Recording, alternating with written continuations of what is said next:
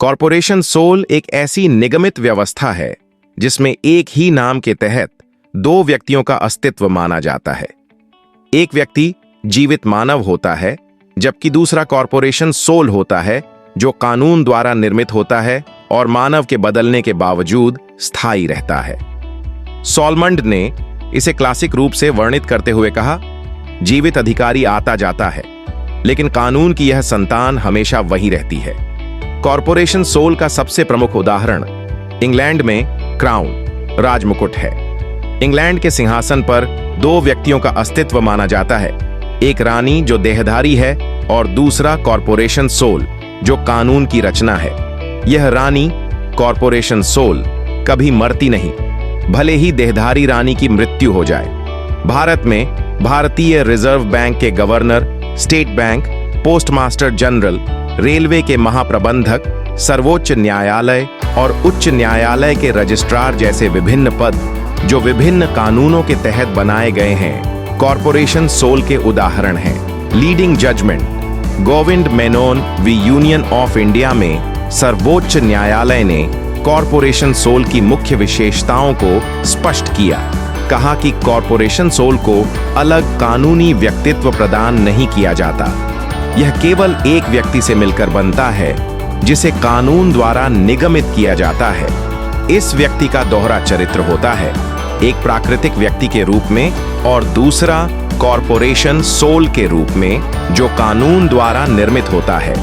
Corporation soul की अवधारणा Maitland के अनुसार पार्सन्स ग्लोब नामक भूमि से उत्पन्न हुई, जो एक पर्सन को उसके आधिकारिक पद के आधार पर दी जाती थी। चर्च के लाभ के लिए किसी व्यक्ति को संपत्ति के स्वामित्व के हस्तांतरण में कठिनाइयों के कारण कॉरपोरेशन सोल की अवधारणा विकसित की।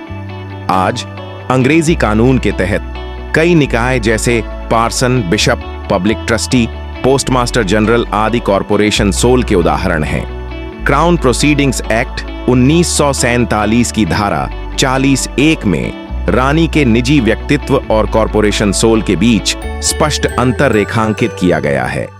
यह अधिनियम रानी के निजी क्षमता में होने वाले मुकदमों पर लागू नहीं होता। इससे यह निष्कर्ष निकलता है कि क्राउन कॉरपोरेशन सोल है, अर्थात जो रानी सिंहासन पर विराजमान है वह उस कॉरपोरेशन सोल से भिन्न है जो कानून द्वारा निर्मित सिंहासन का वास्तविक स्वामी है। राजा मर गया, राजा चिरंजीवी रहे, दोनों को संदर्भित करती है मृत व्यक्ति और कॉरपोरेशन सोल जो कभी नहीं मरता बल्कि हमेशा जीवित रहता है।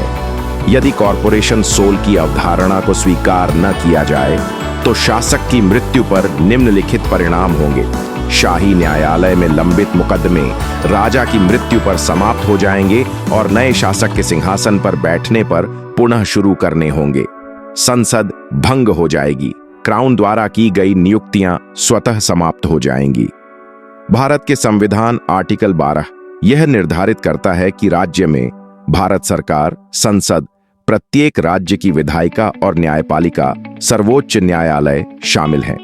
आर्टिकल 300 के तहत भारत सरकार और राज्य सरकार अपने नाम से मुकदमा कर सकती हैं या उनके खिलाफ मुकदमा किया जा सकता है। जनरल क्लॉजेज एक्ट 1997 की धारा 42 में व्यक्ति की परिभाषा में राज्य को शामिल नहीं किया गया है। शिव प्रसाद बनाम पंजाब राज्य मामले में पंजाब उच्च न्यायालय ने कहा, व्यक्ति शब्द का स्वाभाविक अर्थ एक जीवित मानव है, पुरुष, महिला या बच्चा, मानव जाति का एक व्यक्ति। कानून में यह शब्द प्राकृतिक व्यक्तियों और कृत्रिम व्यक्तियों जैसे निगमों और संयुक्त स्टॉक कंपनियों को शामिल करता है, लेकिन इसमें राज्य या सरकार शामिल नहीं है। हालांकि राज्य एक नैतिक व्यक्ति है जिसके पास समझ और इच्छा है, अधिकारों को प्राप्त करने और कर्तव्यों को पूरा करने की क्षमता है, लेकिन यह अपने राजनीतिक संगठन में वहां रहने वाले निवासियों से पूरी तरह भिन्न और अलग है।